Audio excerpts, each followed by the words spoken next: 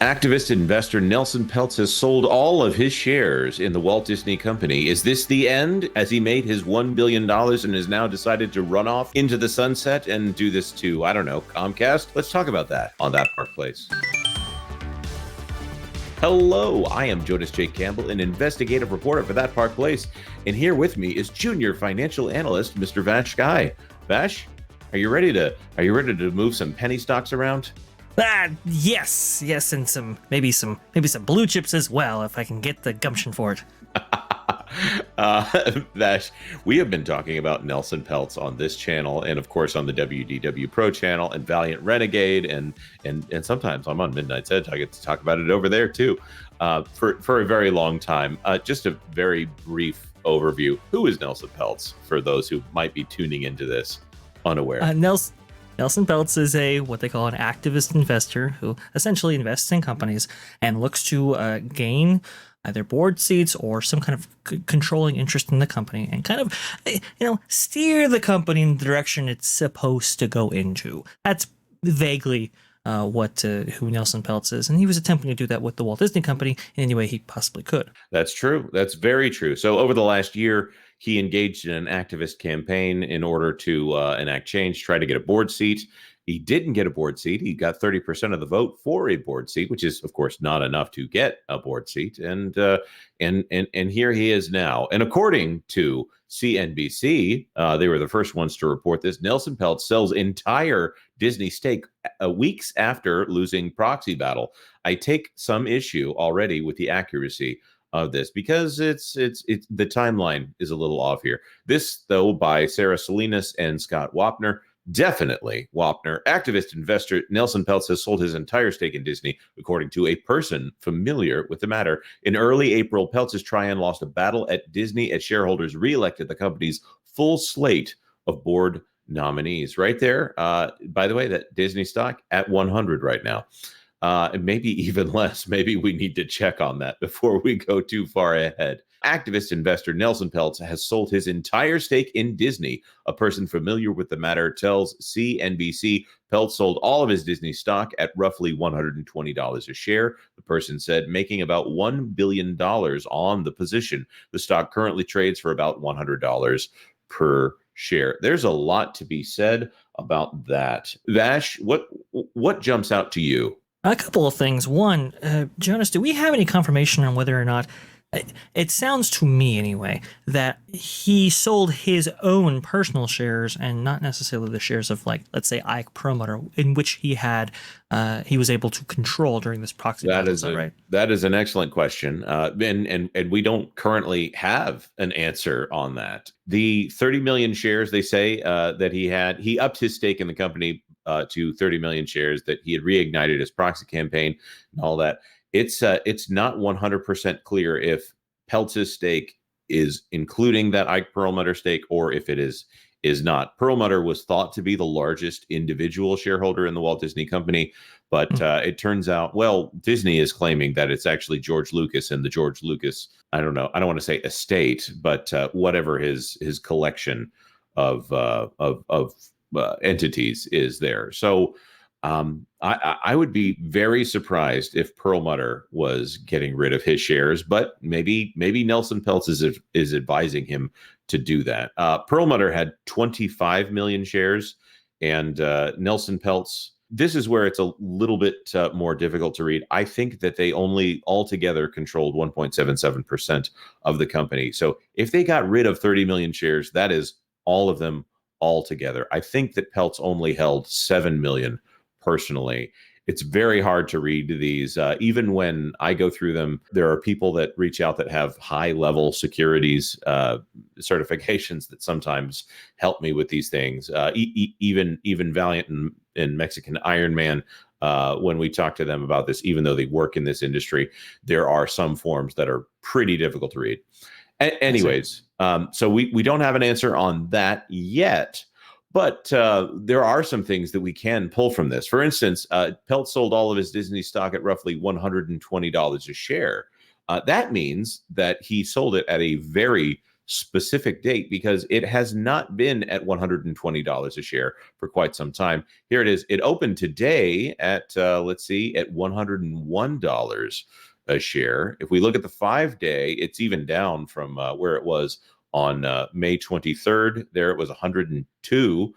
3 months. There we go. There we go. That's more like it. By the way, 6 months is where you get a better view of what's going on here. So if he was at $120 a share, it opened on that on the 2nd. I'm thinking that it was the 3rd was probably the announcement from the Proxy fight. So this big slide right here is actually when it was announced that Nelson Peltz would not be getting a board seat with the Walt Disney Company. So right here is just about where he sold his shares, which would have been immediately after the Proxy fight. So what I want to do, I want to go over to this clip where Nelson Peltz appeared on CNBC and talk about this for just a moment.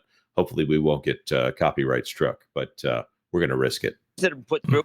Or is this the end of this campaign and it's time to And just to reaffirm the date here, this is immediately after, the day after, the morning after, I should say, he lost the Proxy fight.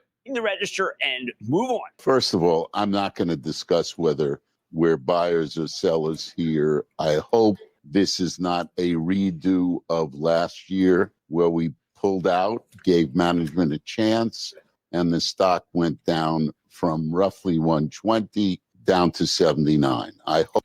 All right, so I just want to go back to this stock chart over here. He's actually talking about last year. So if we look at the 6 month right here, 120 down to 79. If we go to the 1 year view, it's still not far enough out.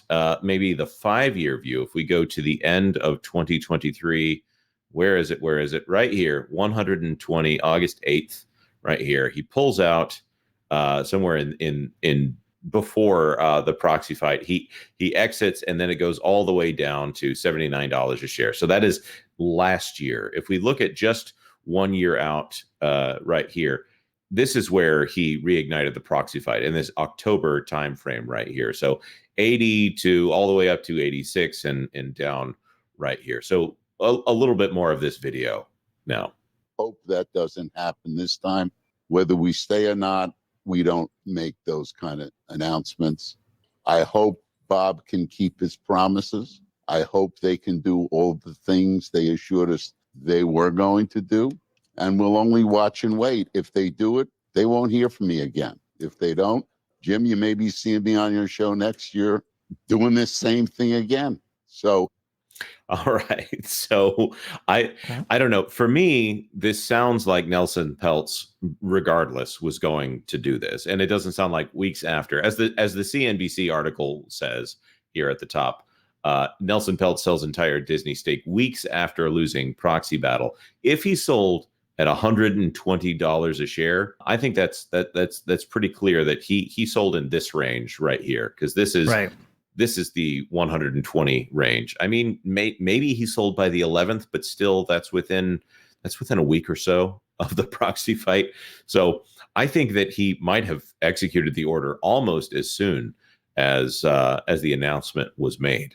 Yeah, it would appear to be so. It speaks to the cyclical nature of all this, right? Because he does this before and essentially does almost practically the same thing, and it has the same effect on the stock price, and he kind of knows that pattern. So as soon as it's confirmed that he's not going to be on the board, well, he gets out. He buys low and he sells high. There was a huge myriad of finances attached to this as well. I would think that there was a significant investment made by Trian Partners in order to engage in this proxy battle, and so, well, obviously those had to be recouped. And again, if he's buying at 100 and selling at 120, well, that necessarily means that he can fund a new proxy battle if he would wish with even more capital than he had before. Right. If he sold at this 120 point, if he bought down here, and again, I got to go to the 1 year view. If he bought down here, and let's say he spent $1 billion on shares, and then actually, in order to make $1 billion, let's say he spent $2 billion on stock right here. And again, there is no financial advice on this channel ever. We do not do financial advice on this channel. If they invested $2 billion at this 80 per share, and then sold all of that at the 120 per share. That's how you get $1 billion right there. So even if Peltz is exiting, if he quote unquote lost the proxy fight, as I say almost every time we talk about Nelson Peltz, if I can lose, please let me lose like Nelson Peltz. It's $1 billion in value gained from everything that happened here. If this goes back down to 80, he will have extracted an extra $1 billion in value and can increase his holdings by 1/3 essentially if this thing goes back down to $80 a share before he buys back in. And there's not much on the horizon here for the Walt Disney Company in this year that really looks like it's going to turn around the stock price of the company. Yeah, that's a great point. We have looked at the current investments right now made by the Walt Disney Company, both in Fortnite and Venu and all these different things, and we know that those are long range plans. And honestly, it's up for debate whether or not that's actually going to bring real value to shareholders, or they're going to be able to leverage those effectively within the company and make any type of revenue off of them. So when you're looking at this year, I think you're exactly right, Jonas. I think it's going to be a little bit soft on that whole thing.